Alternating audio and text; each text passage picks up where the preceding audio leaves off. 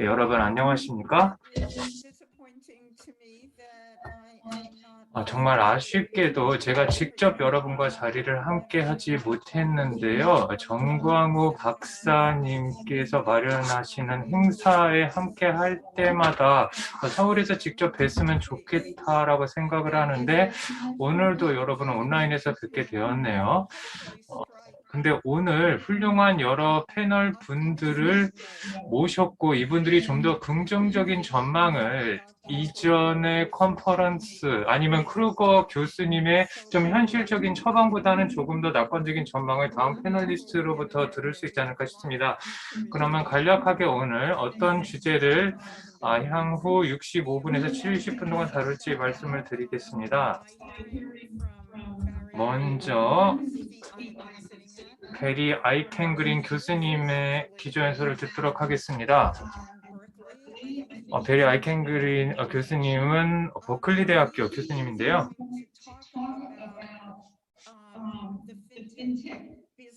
아이켄그린 교수님은 핀테크 비즈니스 모델 그리고 플랫폼의 모델에 대해서 설명을 해주실 겁니다.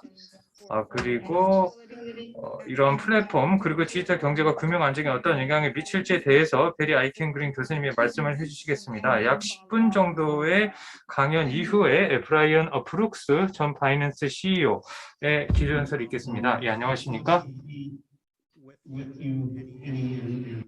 네, 해니 샌더스님과 또 다른 분들을 뵐 수 있어서 반갑기는 한데 신라호텔에서 직접 대면으로 뵙지 못한 점이 아쉽기는 하네요. 오늘 저는 플랫폼 경제의 금융 규제에 대해서 말씀을 드리겠습니다. 제가 9분 30초 정도 시간이 배정이 되었는데 그럼 바로 본론으로 들어가겠습니다.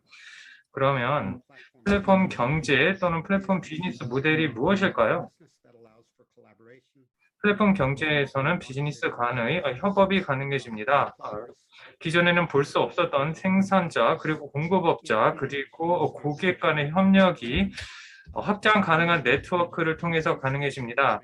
플랫폼 경제에서는 정보를 취합하고 정보를 취급합니다. 금융 그리고 비금융 활동에 관한 데이터가 수집이 됩니다. 이렇게 수집된 데이터는 여러 방면으로 활용이 될 수 있습니다. 예를 들어서 여신 심사를 할 때 이 금융 데이터를 활용할 수 있고요. 그리고 플랫폼에서 머신 기계 학습과 인공지능을 통해서 대출, 금리 등을 결정할 수 있습니다. 그리고 이 과정에서 또 새로운 데이터가 창출이 되고 이것이 차후에 또 여신에 활용이 되고 이런 식으로 한류 아니면 피드백 과정이 계속되는 것이죠.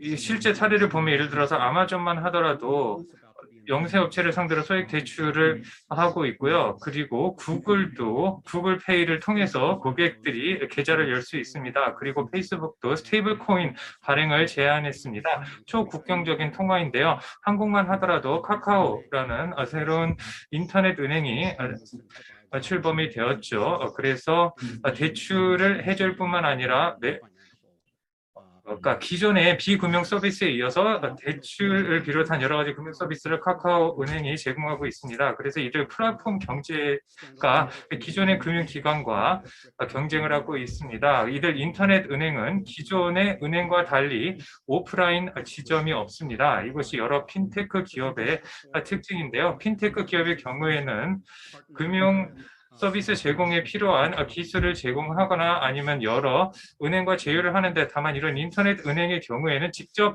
자산을 보유를 하고 직접 그 자산을 이용해서 대출할 수는 없습니다. 이것이 핀테크 은행의 특징인데요. 그러면 이와 같은 플랫폼 경제는 여러 가지 딜레마를 낳습니다. 규제 당국에도 여러 가지 숙제를 던져주고요. 여러 가지 문제가 현재 공존하고 있는데요.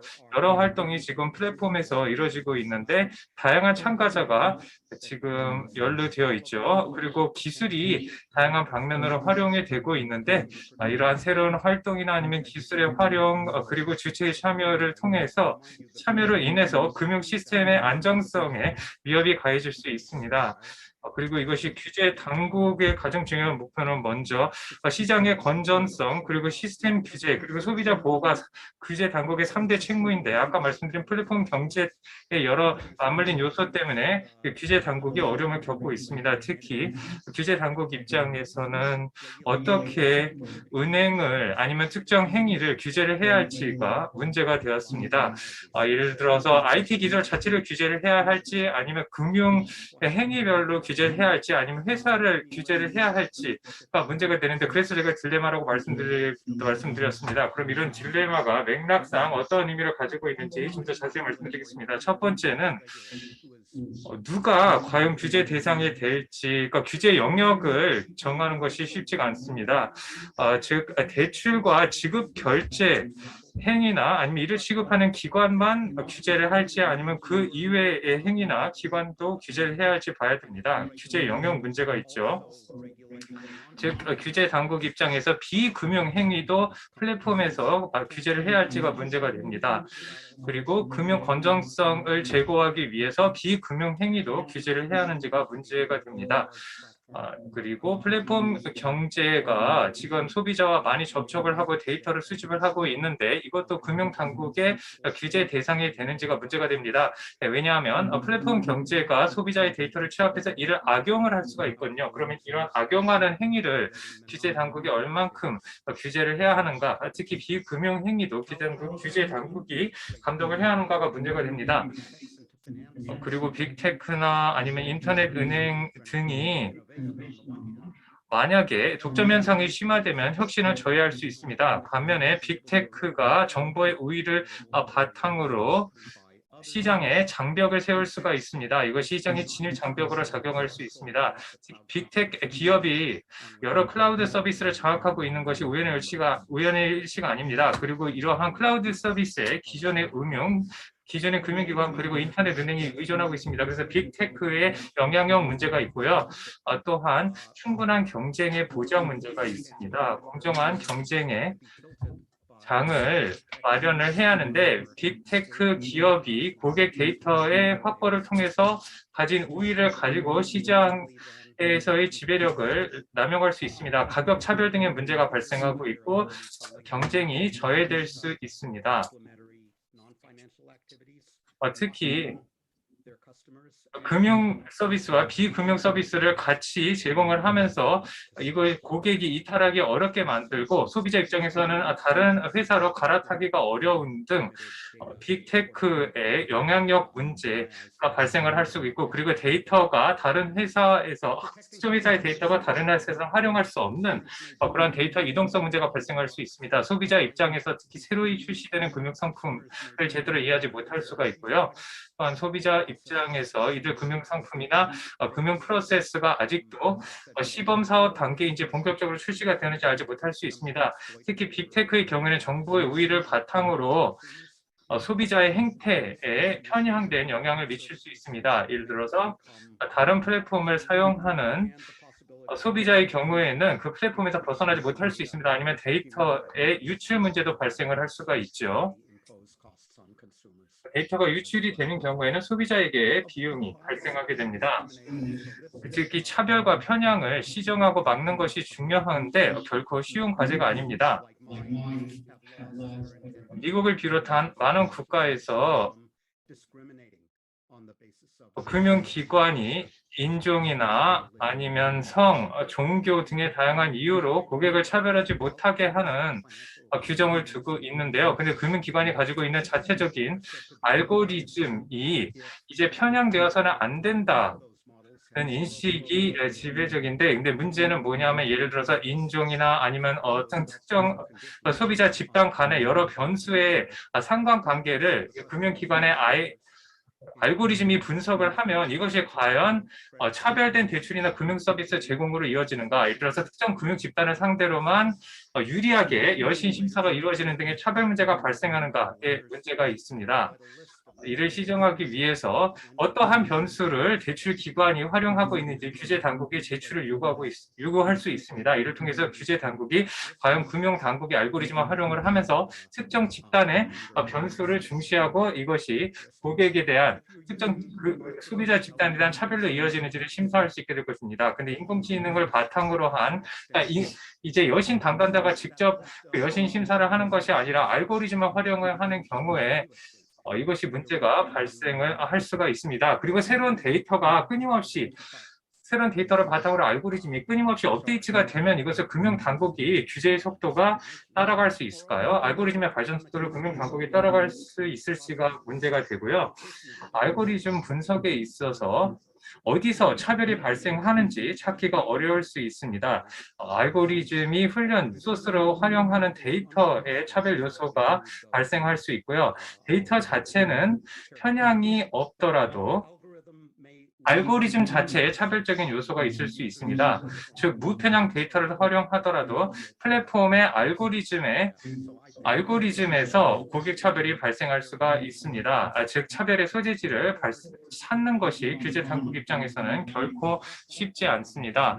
특히 플랫폼 경제의 여신 활동에서 이런 차별 문제가 발생할 수가 있는데 금융 서비스의 영역이 확장되면서 이 문제가 더욱더 커질 것으로 전망이 됩니다. 마지막으로 금융 안정성 제고인데요. 만약에 빅텍 기업들이 자체 자산으로 만약에 대출을 하지 않고 P2P 플랫폼 등을 통해서 다른 회사가 만약에 대출을 한다면 빅테크 기업은 직접 대출을 하지 않기 때문에 도덕적인 해이가 발생할 수 있습니다. 빅테크 기업의 자산이 직접 위험에 노출된 것은 아니거든요. 반면에 만약에 빅테크 기업이 직접 자산을 가지고 대출을 하게 될 수도 있는데 중국의 규제 당국이 바로 이 점을 요구하고 있죠. 빅테크가 그럼 자기 자산을 가지고 직접 대출하는 경우에는 대마 불사의 문제가 발생할 수 있습니다. 이 점은 헨리 샌더스님께서 지적해 줄 것으로 생각이 되는데요. 그리고 사이버 보안 문제 등이 있습니다. 사이버 해킹 때문에 개별 기업뿐만 아니라 전체 지급 결제 시스템 자체가 위협에 처할 수 있습니다. 특히 소수의 빅테크 기업이 금융 플랫폼을 장악하는 경우에는 더욱 그렇습니다. 예를 들어서 소프트웨어 업데이트를 하는 동안에 예를 들어서 문제가 발생을 하면 이것이 금융 시스템 전체의 위협으로 이어질 수 있습니다. 예를 들어서 소프트웨어 업데이트를 하면서 거대 기업의 소프트웨어 업데이트에 차질이 발생하면서 금융 시스템 전체 타격에 가해질 수 있습니다. 제가 플랫폼 경제에 대해서 제 소견을 말씀을 드렸는데 이것이 오늘 향후 토론의 다른 유익한 주제가 될 수 있기를 바랍니다. 예, 아이켄 그린 교수님께 하나만 질문을 해드리겠습니다. 네, 1분 내로 답변을 해주시면 감사하겠습니다. 오늘 플랫폼 경제 현황에 대해서 말씀을 해주셨는데요. 정부의 비대칭성 문제를 말씀을 해주셨는데 그렇다면 규제 당국이 과연 이런 정보의 비대칭성 문제를 파악을 하고 이 대단히 복잡한 이 문제를 얼만큼 잘 해결할 수 있다고 보시나요?